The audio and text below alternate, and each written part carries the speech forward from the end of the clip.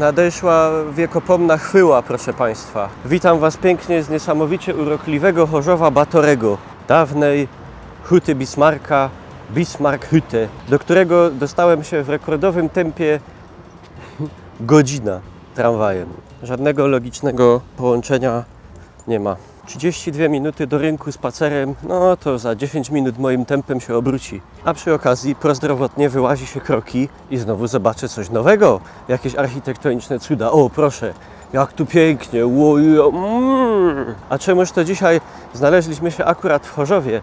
Bo, proszę Państwa, kończy się pewna era. A konkretniej kończy się estakada w Chorzowie. I to mogą być ostatnie chwile, żeby ją zobaczyć i uwiecznić dla potomnych. Everywhere I go, I see his face. A no, zapomniałem, że jesteśmy przecież w Nowej Polsce po wyborach. Także jeżeli to Państwa kandydat wygrał, to gratuluję Wam, bawcie się dobrze. Jeżeli Wasz kandydat przegrał, to nie łamcie się, będzie dobrze. O kurde, ale fajna szkoła. W takiej to bym się uczył. Żartuję. O, tu już widać, że jakieś zawirowania drogowe są. To jest przede mną kamienica Teatru Rozrywki ze no już wiem, gdzie jestem. Bardzo śmieszny widok. Tu już auto nie wiedzie. Zakaz wchodzenia grozi zawaleniem. Tak kończy się era estakady w Chorzowie. No a cóż tu się takiego stanęło, proszę Państwa? Otóż stanęło się to, że w 1979 roku postanowiono tu puścić ruch samochodowy i wybudować estakadę przez sam środek rynku. O, to już może Wam się wydawać trochę dziwnym pomysłem, ale nie takie rzeczy się działy za komuny. Oczywiście, żeby tą estakadę tu postawić, zburzono co najmniej kilkadziesiąt, jak nie kilkadziesiąt kamienic. Wiele, bardzo fajnych. Tej zabudowy, jak widać, tutaj zostało niewiele. W tym miejscu tylko 2 budynki. Były jeszcze tam dalej, aż po pocztę. Oczywiście w całym tym ciągu, tam z góry, aż od teatru, tak jak idzie ta droga, też stały kamienice. Wszystko zostało wyorane pod tą fantastyczną budowlę. I estakada niszczała już od jakiegoś czasu. Pierw ograniczono na niej ruch, bo już po jakichś inspekcjach widzieli, że nie wygląda to za dobrze, a wczoraj została zamknięta na amend do odwołania i prezydent Chorzowa powiedział, że najprawdopodobniej estakada ta pójdzie do rozbiórki. To jest 400-metrowy odcinek.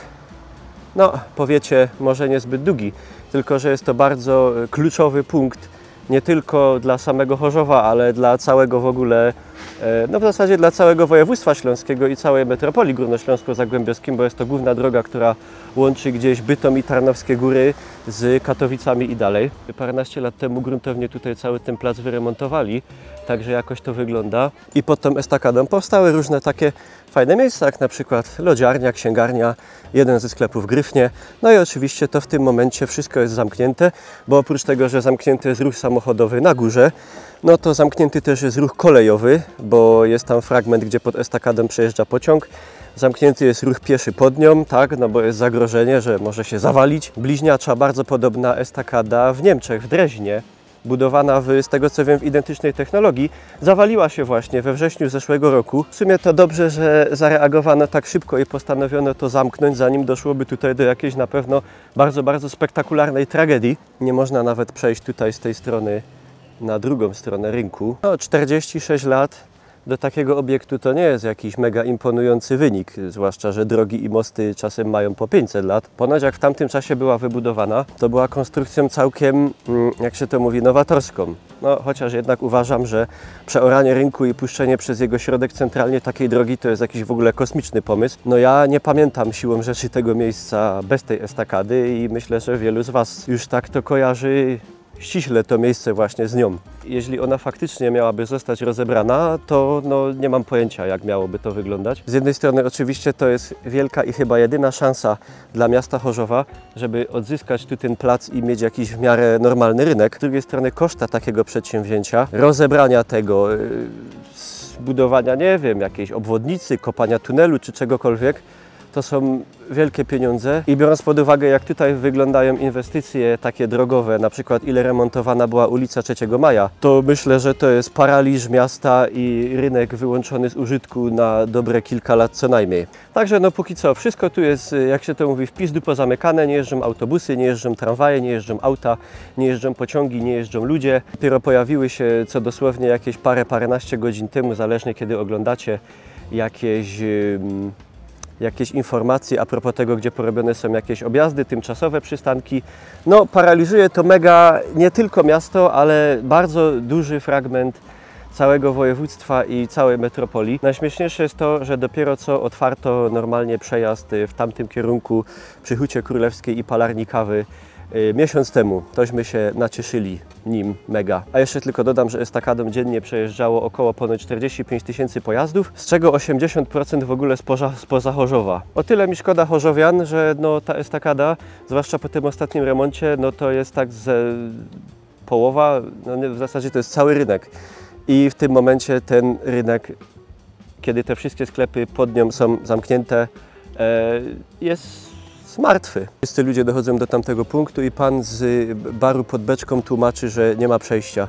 Nie wiem w sumie za bardzo, jak ja mam stąd wrócić do domu. W każdym razie, czy ta estakada zostanie, nie wiem, wyremontowana, wątpię, zburzona i odbudowana, też w sumie wątpię. W sumie nie mam pojęcia, co tu można wymyślić, ale na pewno w takiej formie to jest jej koniec. Także dobrze, że udało się jeszcze przyjechać i uwiecznić na taśmie wideo to historyczne miejsce. To tyle w tym temacie. TV Niklaus zawsze na miejscu zdarzenia. Zostawcie łapkę w górę i trzymcie rękę na pulsie. Nara!